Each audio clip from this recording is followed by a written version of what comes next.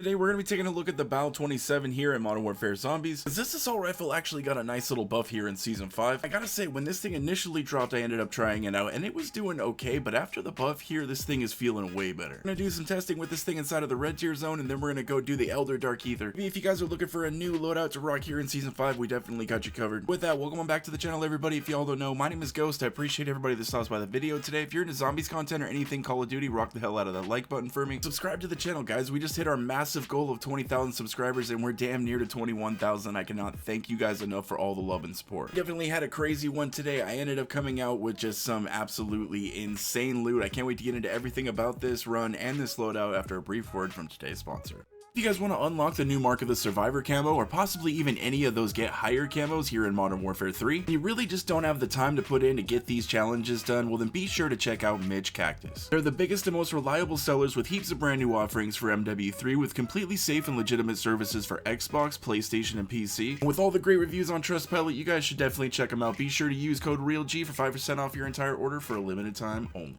Man, the loot gods really shined on me on this one. To start this off, we ended up finding a legendary Aether tool just chilling in one of these little chests. That's why I always tell everybody, be sure to check these chests in the red tier zone. You never know what you're gonna find. Hey guys, we are back in here with the MW3 from Advanced Warfare. You guys know, I absolutely love this AR. I mean, it does kind of remind me of like the P90 in this game, also known as the PDSW. It really feels like it's got that movement of like a bullpup SMG, but it does have the power of a good AR. As you guys can see, one of the things that makes this thing absolutely shine is its ability to kill these mega abominations very, very quickly. There are a few guns in the game that's able to do this, but not too many. I really like this thing's ability to handle the red zone zombies, and even going into the Dark Aether, it still handled itself really well. And even with all the HVTs and bosses, I gotta say I was pretty surprised. Except for when it came to one boss, and I don't know why, but whenever I tried to take this thing up against a Mangler, it struggled big time. Yes, having a different ammo mod on there could have helped me out a little bit, like if I was rocking maybe Napalm Burst or Shatter Blast, either one of those. Like the Manglers are going to be weak to those, but yet again, the gun should still be able to kill them a little bit faster than this. Honestly, when it came to everything else, like when it came to the Mega Abominations, the Disciples, the Mimics, I mean, everything else went down really fast, so not too terrible of a downside. Just the sheer ability to hang out inside of the red tier zone completely solo and be comfortable is really nice. But like I do always say, make sure you guys are either rocking a legendary or an epic Aether tool on this thing. Anything less than that and you plan on coming out into the red tier zone, it's probably going to feel a little bit underwhelming. If you're coming out into tier 3, just make sure that you can pack a punch your weapon up to level 3 as well. There are a very few select guns in this game that can handle being in the red tier zone with just the second tier pack, as long as you got a good enough Aether tool on there. I would honestly really just say, why chance it? Sometimes I end up seeing comments of people and they're like, I tried it and it sucks, and I'm just sitting there thinking to myself, I'm like, I'm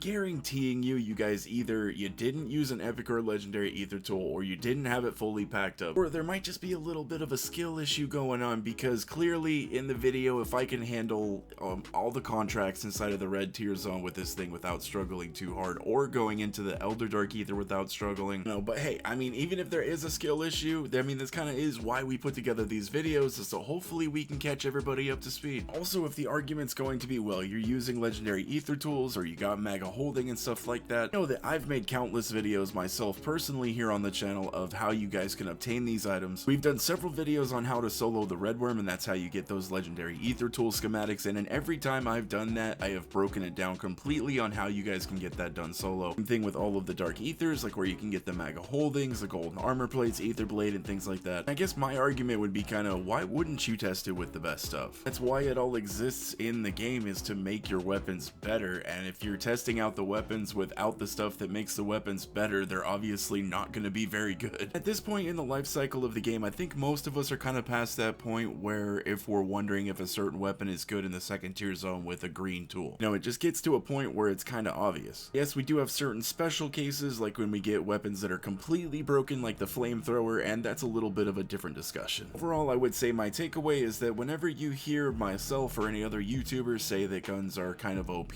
or they're broken or whatever the case is. A lot of these terms are kind of used for algorithm purposes anyways. I'm not saying that we are lying by any means, but yet again, do not expect just because we say that something is OP or powerful that you can run like weaker stuff on it and it's just still gonna be really good. Still gonna have to use the tools that the game provides you in order to succeed doing certain things. Like number one, if you want to be hanging out inside of the red tier zone or in any of the dark ethers, just always make sure that, for one, make sure you have all of your perks. Number two, make sure that you either have epic or legendary ether tool. Number three, make sure that you can pack a punch your weapons up to level 3. Those are just like the 3 golden rules of Modern Warfare Zombies. Now, if you guys are struggling a little bit just on the gameplay side of things, like if you're trying to squad up with a bunch of people all the time, or if you're always queuing in with a squad, what I would highly recommend you guys do is try playing solo. Yes, this is going to be a lot harder than playing with a team, but yet again, it's also going to challenge you a bit more, and after you practice up a little bit, find that not only is doing everything in this game by yourself really easy, but you won't actually have to depend or rely on anybody else. If you really have to, just start slow. What I would highly recommend you guys do is go into the 2nd tier zone and start doing a bunch of contracts out there. Once you feel like you're confident enough doing that, like taking on escorts and doing outlast contracts, HVTs and everything, then you can kind of move into the red tier zone and start taking on like mega abominations and work your way up to contracts in there. While I do think that playing in groups can be fun sometimes, I mean, especially in this game, there's nothing better than running around in like a group of 6 taking on like the red worm and stuff like that. I do honestly think that playing in groups kind of hinders players from actually getting better at the game. Eventually you guys will find yourself taking on all of the dark ether solo, and hell, you can even work your way up to taking on the red worm all by yourself. All that aside, I do want to know what you guys have been rocking here in season 5. What's been some of your guys' absolute favorite weapons to rock so far this season? I'm going to be trying to put together that top best weapons to use here in season 5 list very soon, and you never know, your loadout definitely could make the cut. You guys also always give me great suggestions to make videos on, and I do appreciate it. Sometimes you guys let me know about some absolutely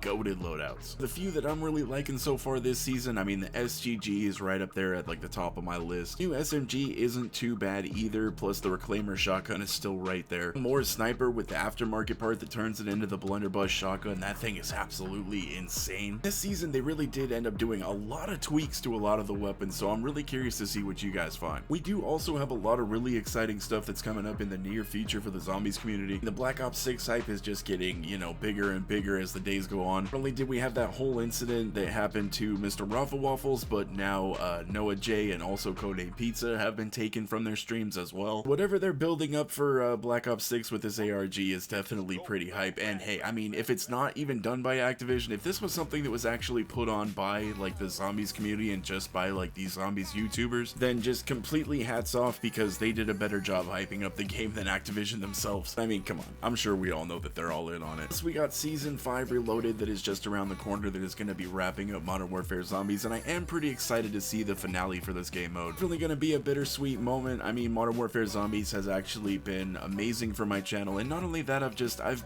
had some amazing memories and everything on this game already. I do wish it got a little bit more love and support by the devs or from Activision. At the end of the day, I am incredibly grateful for the game mode and just what it has done for my channel and for me personally. So for that, I will definitely always have a soft spot in my heart for Modern Warfare Zombies. With that, we are coming to the end here. I did have quite a bit of fun with this BAL 27, and it is feeling quite a bit better after the buff. I'm gonna toss up the loadout on the screen right here for anybody that wants to check it out. As always, I greatly do appreciate everybody that took their time out of their day to watch the video. Please drop it a like if you guys enjoyed it, and subscribe to the channel if anybody is new. I hope you guys have a wonderful rest of your day, and I will catch you in the next one.